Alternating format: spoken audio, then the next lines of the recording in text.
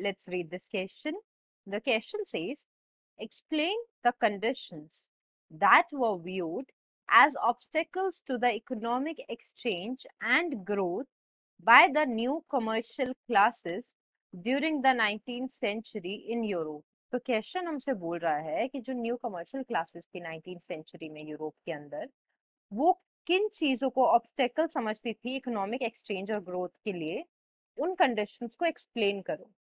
Now coming to the key concept of the question, we are going to talk about commercial revolution. Commercial revolution क्या था? ये वो revolution था जिसकी वजह से जो जनरल ट्रेड है उसमें इंक्रीज देखने को मिला, मतलब कि इंपोर्ट एक्सपोर्ट में इंक्रीज देखने को मिला, वो काफी ज्यादा बढ़े थे. साथ ही साथ जो फाइनेंशियल सर्विसेज हैं उनके अंदर ग्रोथ देखने को मिली. अब आपकी फाइनेंशियल सर्विसेज होती हैं बैंकिंग, इंश्योरेंस और इन्वेस्टिंग.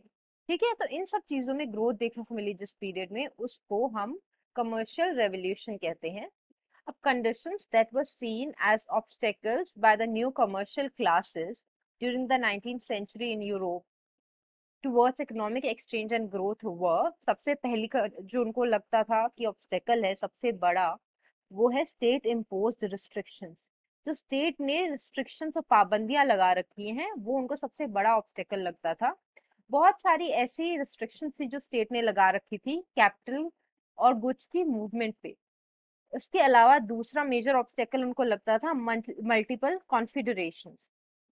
जितनी ज्यादातर कंट्रीज थी यूरोप में, ठीक है, वो पैच वर्क थी बहुत सारे छोटे छोटे स्टेट्स और किंगडम्स का.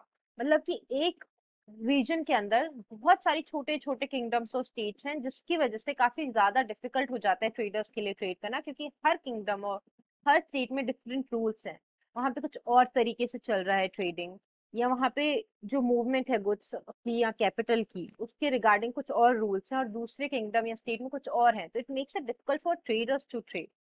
तीसरा ऑब्स्टेकल जो कंसिडर किया जाता था वो ये था कि डिफरेंट करेंसीज थी, वेट्स थे और मेजर्स थे. अब since Europe was a patchwork of different states और किंगडम्स, तो इन सभी स्टेट्स और किंगडम्स की अपनी अपनी करेंसीज और मेजरिंग सिस्टम था. सो ये एक बहुत बड़ा मेजर ऑब्स्टेकल था ट्रेडर्स के लिए. So the final answer to the question was as follows. Hope you understood it well. Best of luck. Thank you so much.